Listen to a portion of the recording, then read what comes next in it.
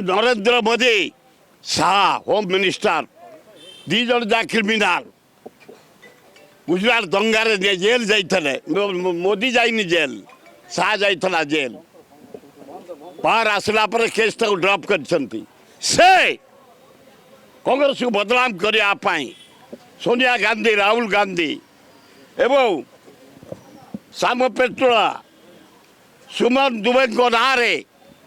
Chargesheet देते ED की कही 25 तारीख तो केस पड़ो तार विरुद्ध में सारा इंडिया रे ईडी ऑफिस घेराव होना आम जाऊँ ईडी ऑफिस घेराव करने अन्याय नरेंद्र मोदी एक छत्र चलनी शाह चलनी तुम जड़े क्रिमिनाल जो कही जाइए भारत वर्षर होम मिनिस्टर यार जवाब जनसाधारण देवे समय को अपेक्षा कर अति अन्याय है।